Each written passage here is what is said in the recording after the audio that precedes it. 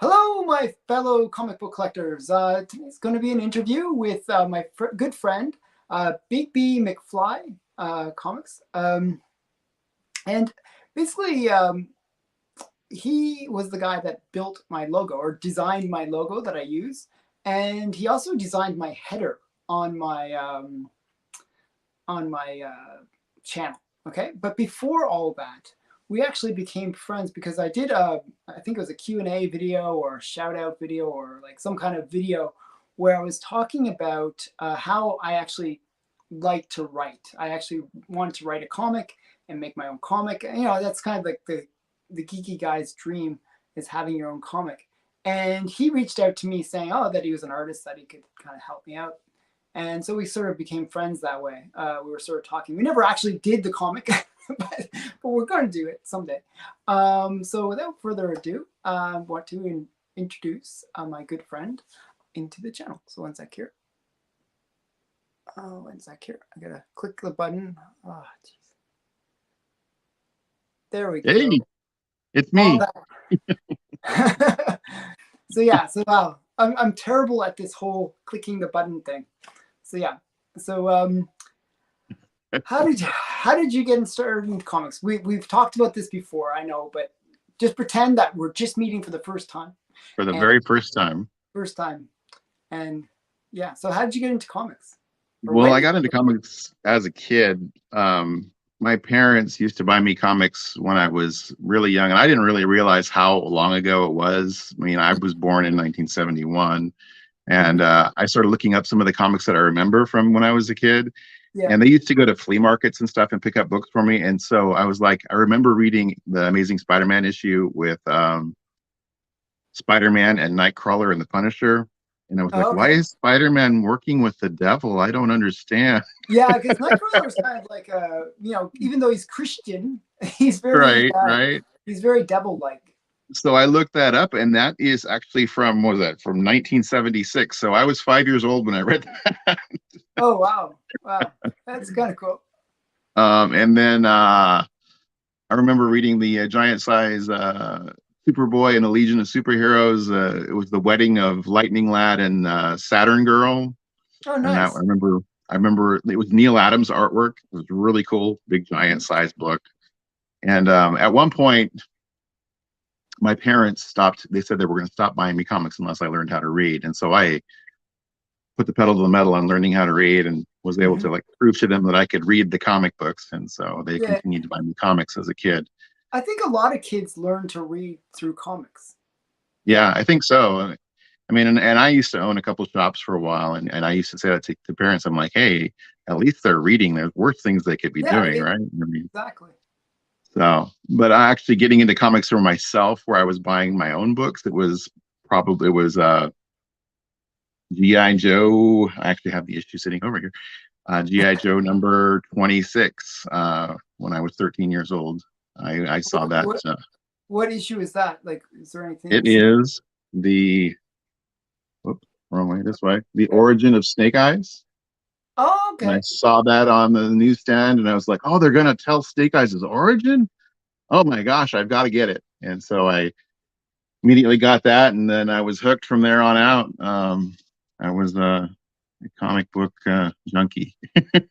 And so were you like savvy in terms of like I got to keep these comics pristine, or were you one of those kids that just read it and like toss it and do it, all that kind of stuff? So when I was a little kid, my parents would tell me about, there was some guy that, I wish I knew who the guy was, because this was back in the early 70s, that he would put his comics in bags and put them in special boxes. And so I knew kind of something about that. So I bought the comic, was real careful with it, reading at least careful, as a 13-year-old kid. And then I started looking into it, and I found a local comic shop where I learned about bags and boards and all that, and taking care of your books. So that's good. Yeah. All my Disney books from when I was a kid, they are just trashed. They're just like barely holding together kind of level. Oh, I'm sure if I still had those Amazing Spider-Mans, they would be dangling by a thread. I mean, I read the crap out of those books when I was a kid. Yeah. So Did you stay consistent with collecting all through like until now, or what's kind of your trajectory with your collecting? Well, so in the early 90s, I was collect well, so yeah, as a collector, I've always been kind of a weird little entrepreneur person. Hmm. So when I was a teenager, I was going to the local comic shows and selling comics at the shows. And backtracking, there's a reason I got into X-Men and everything was when I was in junior high school. I would go and I would buy at Costco, the local warehouse club. I would buy cases of gum, and I Okay. would take the gum and I would sell the gum for like 15 cents a piece and make money that way. And so there, these kids would bring things to trade with me if they didn't have money. So I would get comic books sometimes for Oh, gum, nice. and that's how I ended up getting into X-Men. So Oh, GI wow. Joe and X-Men were my big titles growing up. That's But really cool. yeah, so I ended up in the 1990s, like at the worst possible time, at the crash of the market. I ended up opening a shop, well, or taking over an existing shop, Hmm. and making it my own. And so kind of diversified between Magic the Gathering and comic books. And then I was reading everything because I was able to read every book that came out and pick and Yeah. choose what I wanted for my collection, right? So you were actually one of those comic book shop guys that actually read the comics and actually knew what you were selling. Oh yeah, that's the best way to do it because you could tell everybody. I think that I tell people collect what you like, not what's Mhm. hot. Collect what you enjoy. And if I enjoy it and I can tell somebody the good high points about the story that just get me going or give me goosebumps, then I'm going to get them excited about it too, Yeah. was able to. I don't own a comic shop anymore. Yeah, yeah, yeah. Well, you actually at one point you owned two, right? Was I that am I? did. I owned one in Vancouver, Washington, and one in Astoria, Oregon. Yeah. Oh well, yeah. The '90s bust was pretty hard on a lot of comic shop dealers. So yeah. Yeah, well, we kept it going. I had the two all the way up through the late 2000s or mid 2000s. 2008 is when I sold them. Okay, So, yeah. that's not too bad But then I actually. was completely out of comics at that point. I just Yeah, you was can. done. And then, well, I'll tell you a little bit about how I got sucked back in. They always suck you back in. Um, That's right. so, do you want to show some of your books that kind of relate to your? Yeah, yeah. So, well, here's how I got sucked back in. So I play, like I said, I play Magic the Gathering, and I was going to a tournament at a local shop, and I walked into the store, and they had about 100 long boxes of comic books on the tables in there. Mhm. And I was like, "What's with the comics?" And they said, "Well, the owner, one of his friends, passed away, and the local shops up where he lived only offered him, his wife like $30 a box, and he paid a little more than that." And but he already had a comic shop owner come through and take all the keys out, so don't bother. And I was like, okay. So I was playing my games, and in between matches I walked over and just randomly flipped into one of the boxes, and the first book that I saw was GI Joe Special #1, which Go and is check it's here. I'll over a make hundred it. dollar book. It's the McFarlane cover. I don't know if you can see that. Yep. Now I can Yeah, see it. yeah, the Todd McFarlane cover. Nice. Over $100 book, and I'm like, okay, maybe I should do a little more investigating here. So the next book that I flipped to So that's a very, was, by the way, that's a very Spider-Man like pose. oh, that is totally, it is done by Todd McFarlane.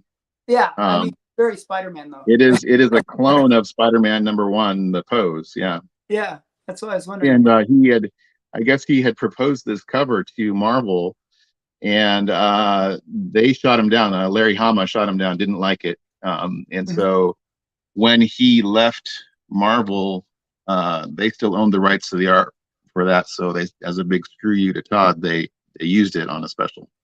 Oh, nice. So the next issue I flipped to was the last issue of the run of GI Joe, which is also over $100 book. I know that's like any of the end issues are actually quite expensive. They're quite rare. Yeah, so that's 155, and I turned around to the shop owners or to the people working the counter. I said, "So what's the price on the comics?" And they said, it's $2 each, or six for $10, or 14 for 20." Nice. And I had a whole bunch of credit from playing in the tournaments there. I did pretty well at playing Magic the Gathering, so I used up all of my credit and ended up walking out with several short boxes of comic books. So another one of the ones that was in that was Oh, first, not Nebula. Yeah, is yeah, it Nebula. First, Yeah, first right. Nebula. Yeah, first Yeah, Nebula. first appearance of Nebula. Um, and just showing a handful here. Final issue of Transformers, number Nice. 80 in a four issue limited series, because I don't know if you remember the original limited series said you know, 1 through 4, and then they had a number 5, and then they just continued on. So yes, number Yeah. 80 in a 4 issue limited series. And But then actually, just quickly, that this is an aside. Like those end books are the ones that people haven't really spec'd on, but they're like as yeah, collectors, the collectors go after them, and then they realize, oh, they're really hard to find, and then the prices actually kind of reflect it. So you those, know, almost any book that's like a bronze or modern or even silver, I guess, you know, as the title's popularity wanes, they're going to print less of the book. yeah, of course. So it gets harder to complete the runs. Mm-hmm. So also in that stuff where he took all the key issues out was, you know, Oh, Young nice. Avengers #1. Yeah, so there was a few good things in there. Not too bad. I think you got your $2 back. Yeah. And then I said, just out of curiosity, what books did the guy take out that were the key issues? And they said, "Oh, hang on just a sec, we've got them right here." And they pulled out, and it was the first appearance of Cable, the first appearance of Deadpool, and the first appearance of Gambit. Those were the 3 books Oh, that he pulled out. That was it. The pretty rest of big the, books still. but still, everything else was left in there. There was a full run of Watchmen. There was Oh, like, wow. there was just some amazing stuff in there. So there you go. I got sucked back in. I came home and my wife was like, "Did you have a stroke? You were out of comics. Why are you getting these again?" So does your wife like the comics or not like the comics? She's not a fan of clutter or collecting. So, you know, I've got my man cave here where I can clutter and collect it up, and that's how we've worked it out. That sounds like my wife. Yeah, I mean, you have your comic room, and seems to Yeah. do okay. Yeah. So okay, you can show some more books. Like, people Okay. are not here to see us. They're not here to No, see that us. yeah, they don't want to look at my beautiful face. So shortly after that, I was, you know, just telling my friends that I was getting back into collecting, and another one of my friends who Oh, used to nice. be a customer of mine messaged me and said, "Hey, I just got married, and my new bride is not so super keen on the comics, and so I want to get a table saw. And if you want to give me the money for a table saw, you can have all the comics you ever sold me when I was a customer of yours." And I said, "Well, I know I sold you some really big books." And he said, "Yeah, but you were great at, you know, that whole thing I was telling you about of telling people the stories and telling them what excited you, and Mm-hmm. and getting them excited." And he said, "You know, I loved them, I cherished them, and there's nobody else I'd rather have them." Nice. So there's a. I think we talked about this book, Avengers Yeah, #2. yeah. I had Yeah, some issues with my Avengers #2, but yeah, yeah, you've got a couple copies, right? yeah, I got a couple copies of that now. So this was in that collection, Hulk number, or the Hulk 102. It was actually 18 long boxes, I think, of comics. So Oh, wow, that's a these are big just collection. some highlights. The Luke Cage #1, super nice copy of that. Uh, and a Oh, Werewolf wow, by Night. not a bad little collection you picked up there. Yeah, and there was a ton of other stuff too, like a lot of the stuff from the early 2000s, the keys from that time period. So I mean, like first Lady Bullseye, and Yeah, yeah. this guy collected like a lot of the variant covers and stuff, like, and so like Red Hulk, all the covers for the #1, all of the variant covers for a lot of those issues. Mm-hmm. So a lot of that stuff. So it was pretty cool. So Yeah, I kind of want to tell people, like, emphasize to people that, you should always like network and try to like share your love of comics with everybody that you meet, because it really pays off. So shortly after uh, getting those books from him, I decided, I'm starting to kind of get back into it. I'm going to go down and hit an antique store on the way down towards an area that I live near. And I walked up and I'm like, this area, I think there, my comic sense is going off. I'm gonna check it out.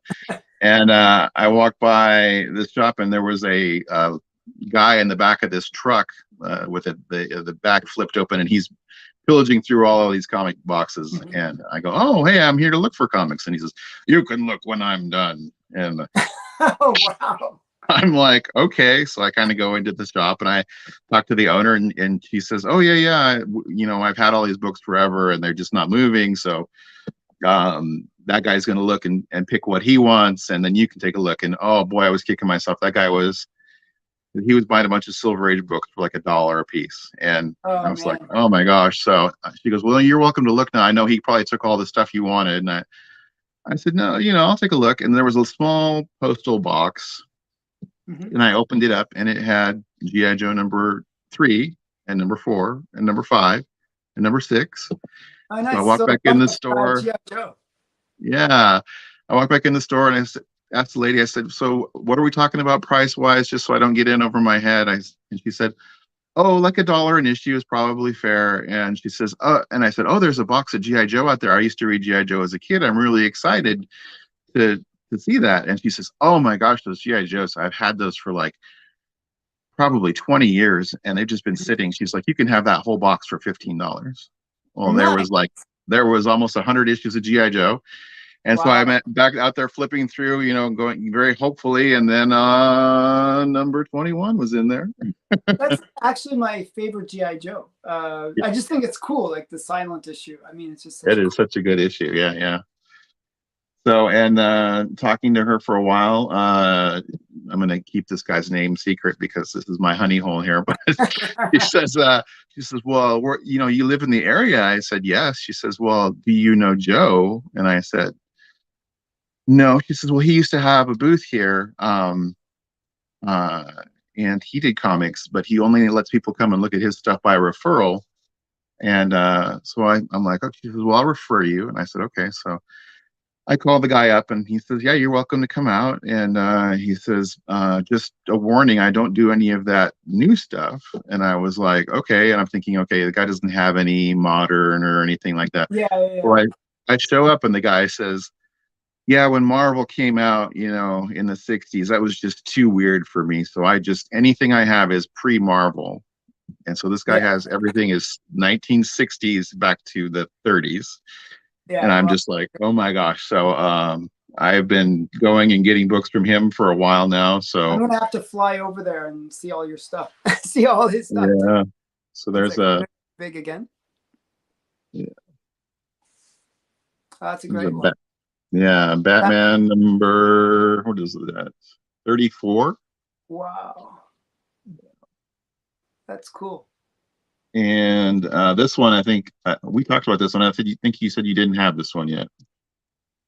Yeah, no, I don't have that. That's Sensation Comics. It's a super nice copy. A lot of Sensation Comics. I only have a small number of those. So Wonder Woman there. That's a beautiful one. Sensation number 45. And I'm just showing you like the tip of the iceberg of things that I've got from this guy. World's Finest number 15. Nice. I always think it's weird how they have like, there's so many baseball related World's Finest covers. They wanted to show, just how all American those guys are, right? Yeah. It's so weird. And he kind of lied. There was the occasional Marvel book in there. Oh, that's a nice one. I actually almost had a chance to buy that. And the guy, it was like, I think it was like a couple $100. And it was high grade. And I was like, that's so much for, like, it's not his first appearance. Oh no. I didn't pick it up. Second appearance of Iron Man. I know. Yeah. I was like, oh man, I should have picked it up. So I was able to score some cool books from that guy. and that's kind of continuing my journey to returning to be a collector. I hadn't actually gone to a real shop yet, and um, there was this little shop that I knew that used to back in the day have some good books, and they were kind of out in the middle of nowhere. And at this time was, I don't know if you remember the big discussion, the debate about people were going to shops and they would look for things in the bargain bins and Yep. then bring them to the counter and they would go, oh, we have to price these now. I always hated that. That's like Yeah, one of my biggest pet peeves. that was a Um, big thing when the boom happened. People were really mad about that. the only time that I actually like that is when they pull out like this old Overstreet guide. I'm like, okay, I guess Yeah, this yeah. time I'll Usually let it's it like pass. they're using eBay or whatever, right? And not even Yeah, no, completed when they use listings, just eBay, whatever it's people are asking, right? like I'm always upset when they use eBay because it's like, okay, well, you know that the people on eBay are charging like double what it really should be going for. Um, Right, yeah, it's right. painful. So I But walked over. The first box I walked up to was, the A box. It's got Amazing Spider-Man, and I flipped to the first book that I flipped to, with oh, nice. 298, and it still has the price tag on there. I don't know if you can see it or not. It's Yeah, four yeah, yeah. dollars. $4, not bad. You know, That's a way, way, way, way, way, way, way, way I I underpriced. would pay you $5 for that, and you can make that. Would you pay me $5 for that book? Um, so I turned to the lady at the counter. I said, "Are these comics priced correctly?" And she says, "Oh, no, no." And I said, "Okay, here it comes. Here it Here comes. it They're going to comes. Here tell it me comes. that."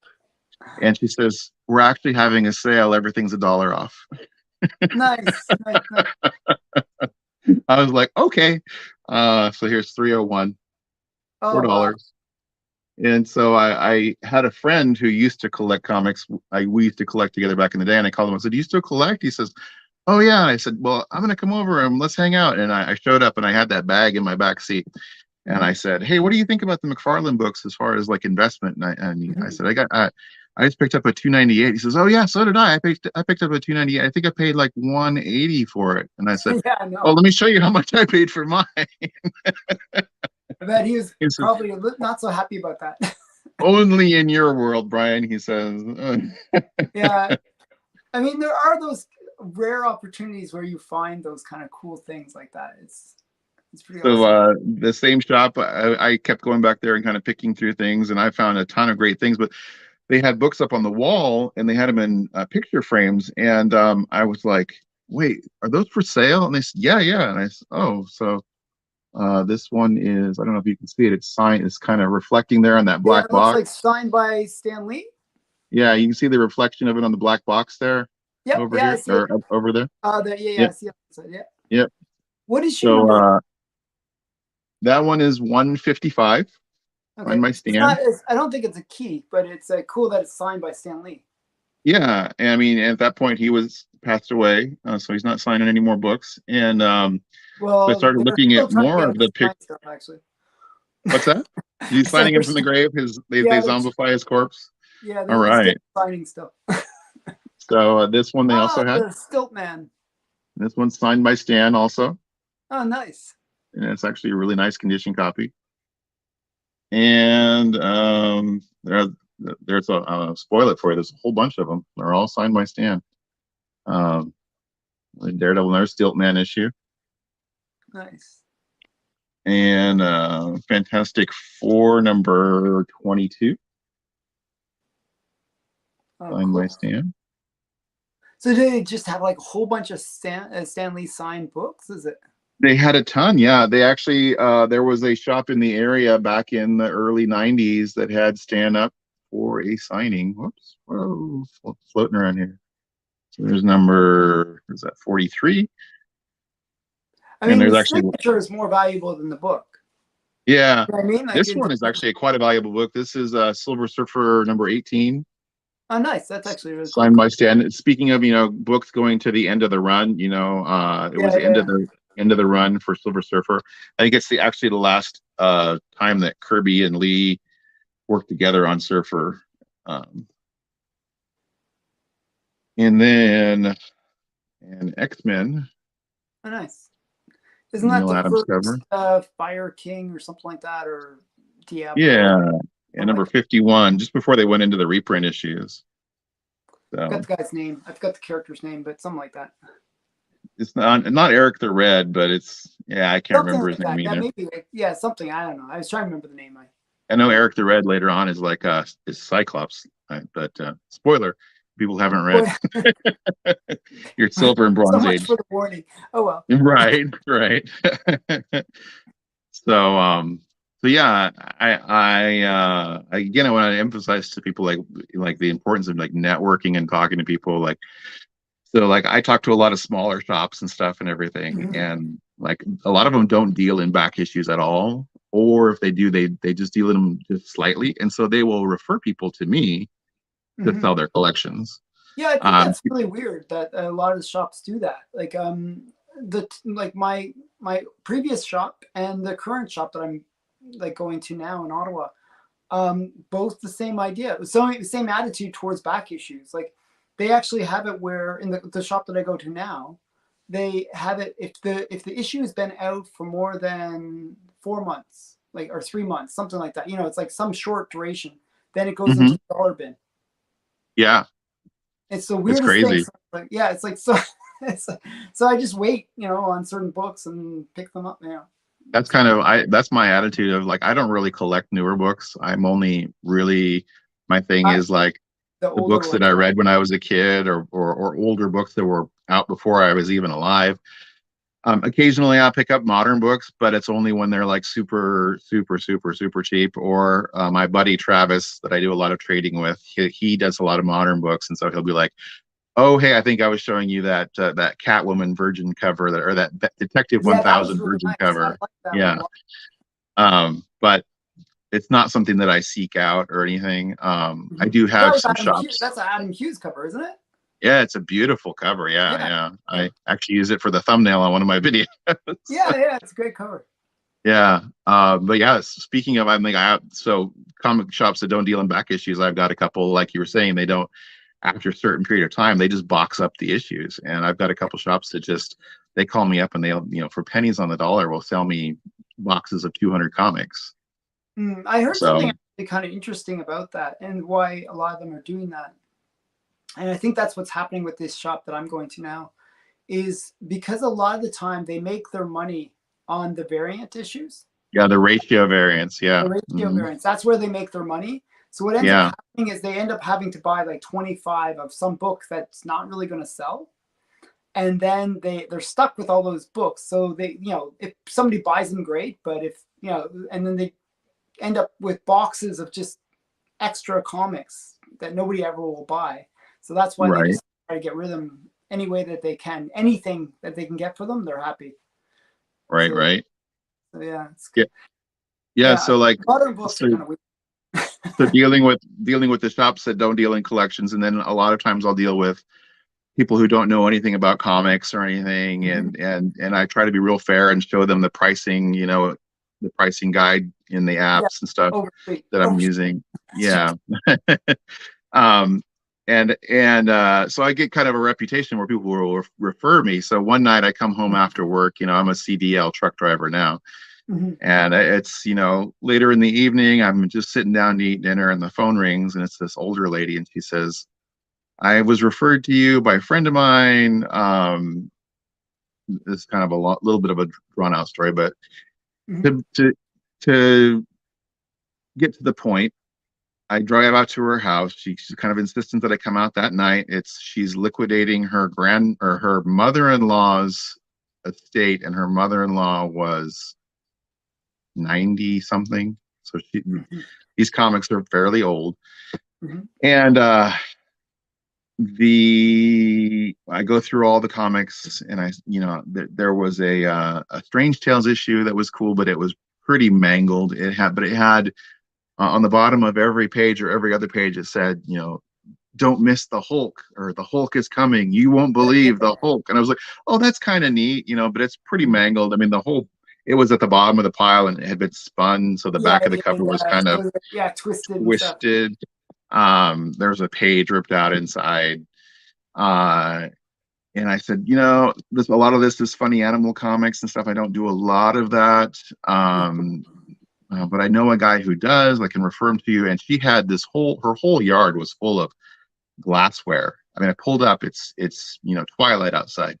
If you Mhm. can imagine this giant front yard of nothing but tables full of glassware and all Mhm. this kind of antique stuff that won't get damaged by moisture. And she'd Mhm. been having this sale for like a week. And I remember that I had driven by and seen the sale sign and been like, no, I don't want to go up there. Mhm. Well, so I told her, there's not a lot of value here. This is what you can expect for the books. Most of them are going to be between 5 and 10, Yeah. $12 condition wise and stuff. Um, and she says, even the Spider-Man one? And I said, Spider-Man one? And she says, yeah, there was one with Spider-Man where he had his arms out and he had a guy under his arm and it said introducing Spider-Man. And I Yeah. was Yeah. like, Amazing Fantasy 15. She's like, I think that's what it was. The kid that was helping me price everything was so excited that it was here. Well, the kid had stolen it. The kid Yeah, of stole the course. comic from the lady. And if I had gone when I saw the sign, it would have You could been have, there. yeah, you could have picked it up for cheap, probably. Oh, I would have felt bad about that. I probably would have offered to help her, find a way to auction it, maybe taking a little cut for being the middleman or something for, Mhm. knowing having the knowledge or whatever. But so I introduced her to the fella to Joe, the guy that I was introduced to that does antiques as well as Mhm. comics, the guy that does nothing but pre-60s comics. Mhm. And he came and bought a bunch of stuff from her, and she said, since you introduced me and everything, why don't you pick Have that that Strange comic? Tales on. Yeah, so there's the Strange Tales comic. Yeah, That's cool. and that is the prototype Aunt May and Uncle Ben in it. Uh, Yeah. and they So look just like Aunt May and Uncle Ben, but they have a adopted daughter who is a mermaid. It turns out, well, Mermaid, Spider-Man, same thing. she keeps having these nightmares where she's drawn to the ocean. So, Mhm. um, Oh wrong way, wait. that way, Yeah.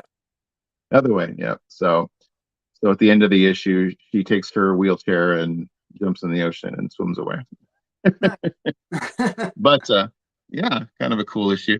And so again, about networking and talking to people and sharing your love for comics. The guy Joe says, well, thanks for helping me and getting me in touch with that lady. A guy that I know who cleans out his states has been bringing me these grocery bags full of comics, and if you want them, you can come and get them.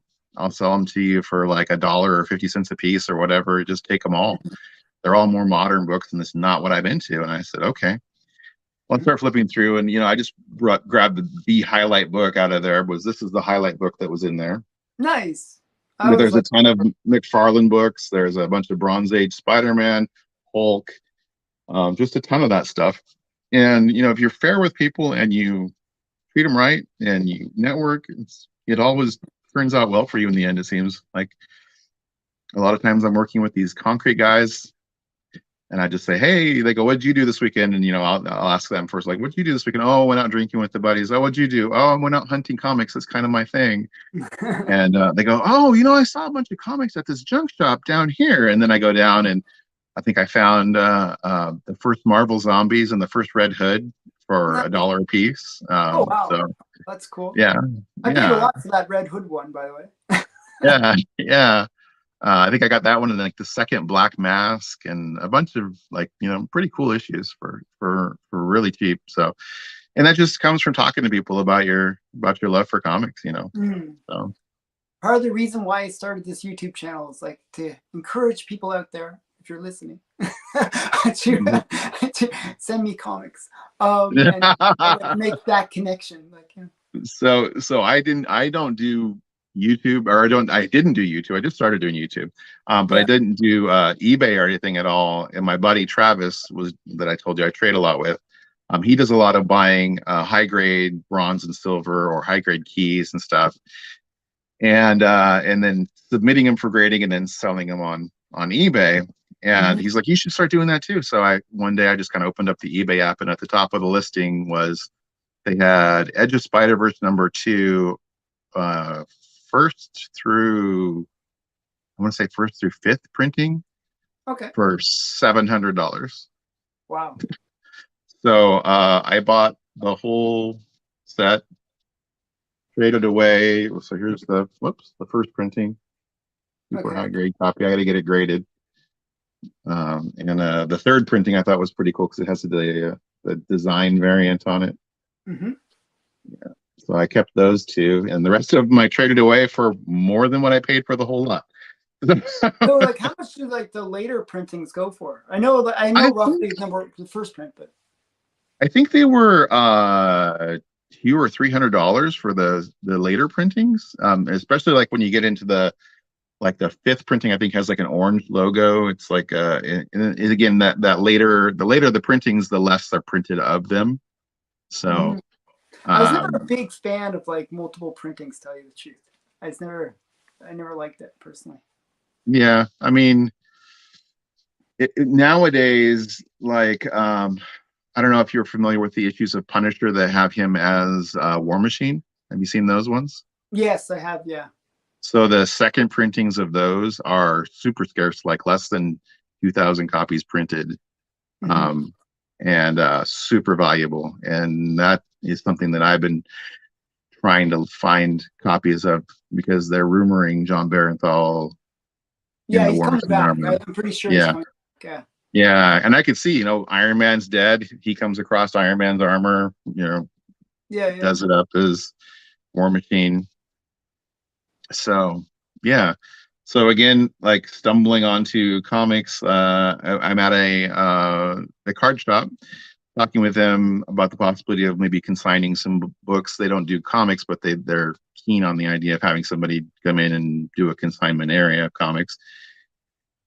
And after I got done talking to them, one of the other people who was there to play cards walked up and says, "You're into comics?" I said, "Yeah." He says, "Well, we should get together. I had a business partner. We were going to do a shop, and things fell through, and we had, probably 50 to 60 long boxes, and I've narrowed it down now to where it's just like 2 long boxes of only the best stuff." And I was like, "Okay." He says, "Well, I trade you for Magic cards." I was like, "All right, cool." So we arranged to meet up, and he showed up and he said, "I have to apologize to you. I couldn't find the box with the good stuff in it." So That's not there's a a bad thing. It's a yeah. sign. This is garbage, right? This Some wasn't the good garbage issue. stuff. Again, Yeah. I'll pay you $5 for it. So you're gonna make big money off me. Yeah. Yes. Yeah. I couldn't find the box with the good stuff in it. So Yeah. No, that's nice. That was another one I had to kind of pay up for. That's a great yeah. book. um and just a couple of random issues of Nice. Neil Adams covers of Batman and Robin, Hmm. or Batman just with the Robin. Oh, the Reaper. Yeah. So those were in that collection. So yeah, so he says, yeah, so the box with the good stuff is somewhere else in another state, but I'm Oh well. invited to go with him to go look at those sometime soon. It's a box of all stuff that's in the mid-grade tier of a lot of the first appearances of the Avengers characters. Oh, nice. Could be some good Yeah. stuff in there. I think there's some. Yeah. The Avengers are somewhat popular characters, so But they didn't used to be. They didn't I used to know, be I when know. They used to be like second tier stuff, like Iron Man. everybody hated them back in the Yeah, day, yeah, right? yeah. Right? Yeah, they So used to be cheap. I remember that. It was always yeah, they X-Men. were. It's like, really, in the 90s, it was X-Men that was sort of the dominant. Yeah, even in the 80s, nobody really liked the Avengers characters. I was a Marvel zombie, so I didn't like DC, and the Justice League characters were terrible too. So I kind of equated Avengers and Justice League on the same tier. I was an X-Men guy, X-Men and the Punisher, and those were my kind of characters, right? But you know, so yeah, so those are the books I had to show. I've got some other stuff to show, but Yeah, if you want to show some more stuff. Yeah, you said you had some artwork or something you wanted to show?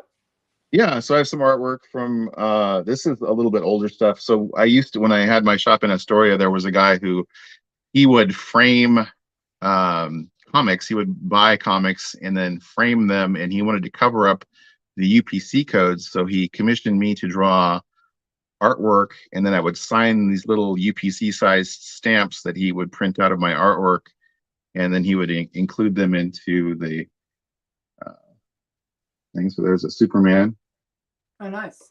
busting loose with the chains there. Is that your artwork? Yeah, I drew that. Yeah, that's nice.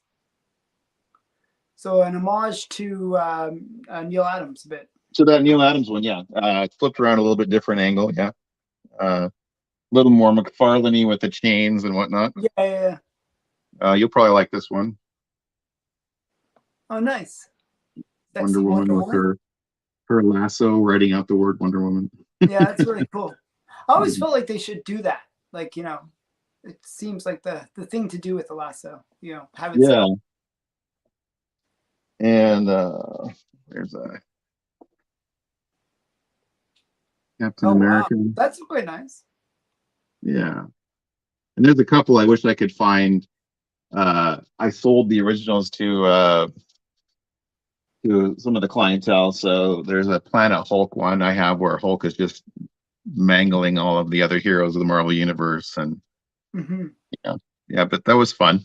And then I had another story, I think I was telling you off camera before the interview, about back in the day when I had my shops. I got a call. The Vancouver shop, we were right across the bridge from Portland, Oregon. And Fall Out Boy was in town. And I got a call from their manager. He said that they were in town and they were really jonesing for their comics, that they were away from their local comic shop and they weren't able to read their books that they wanted to read. And he gave me a list of the books that were the things that they subscribed to.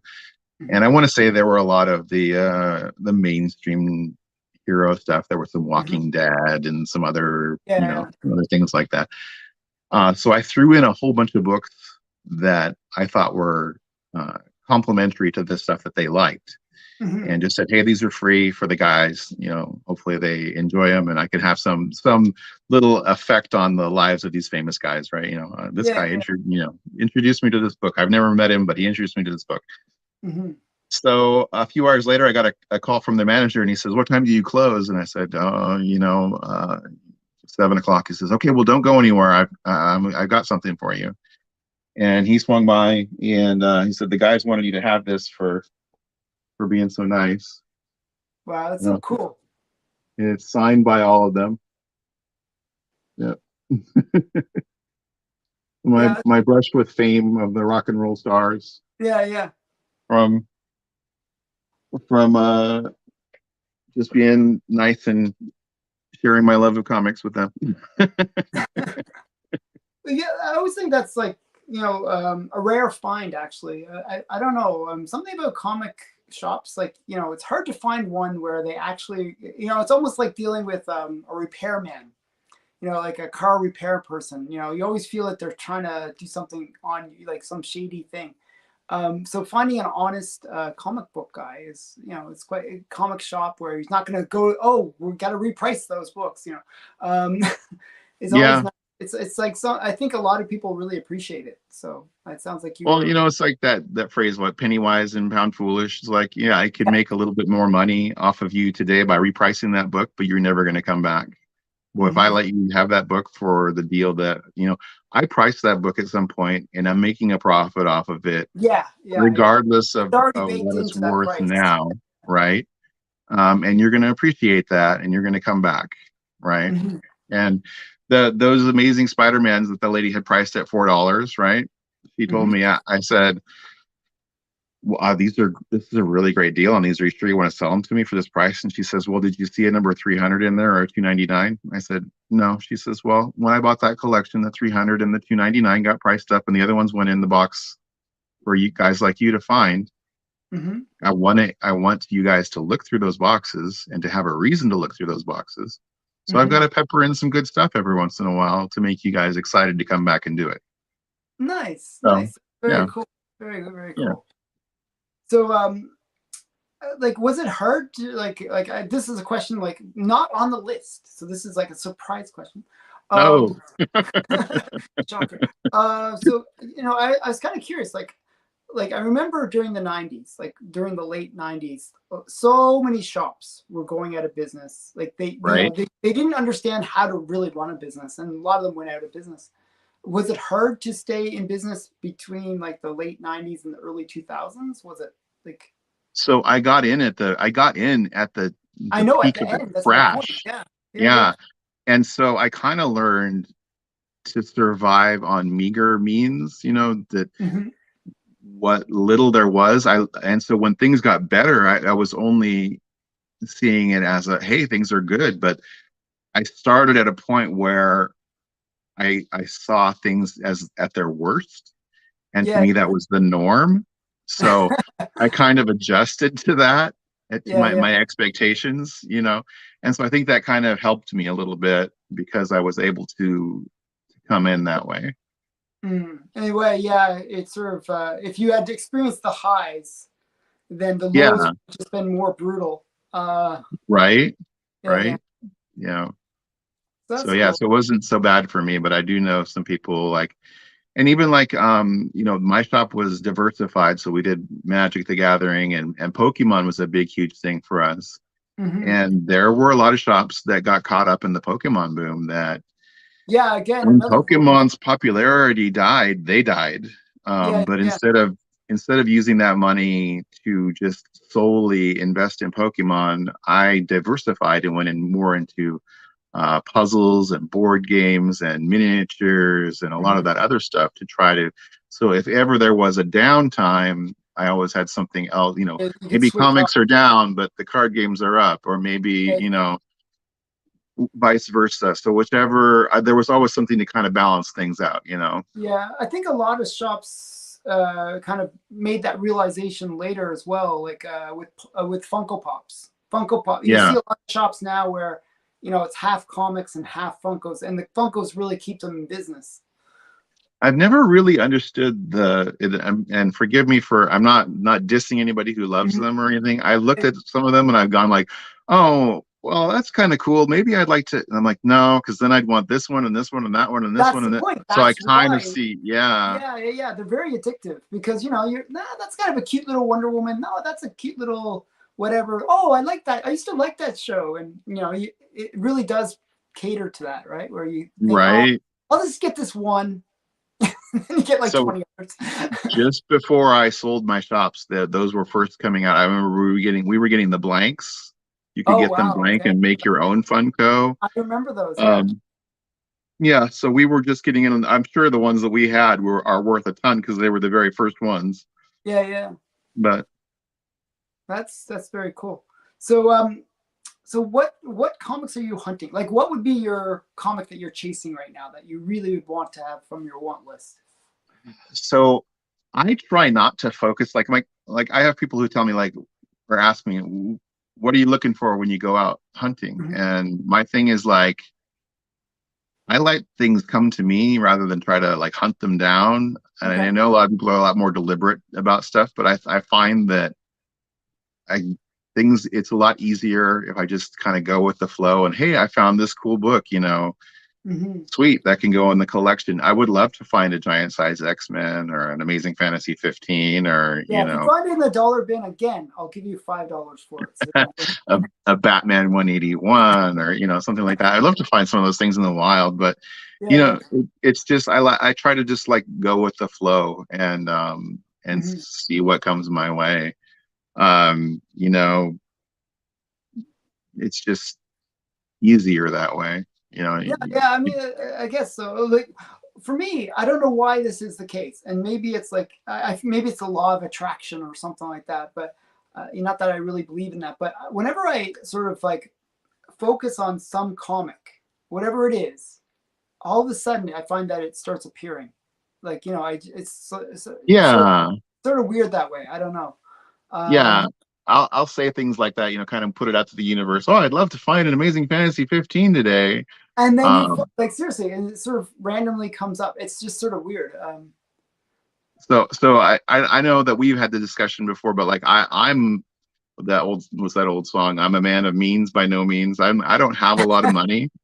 Yeah, yeah, And so when I do like when I go out garage sailing and stuff, yeah. um, again, diversifying. I've diversified enough to know the different shops and what they're into.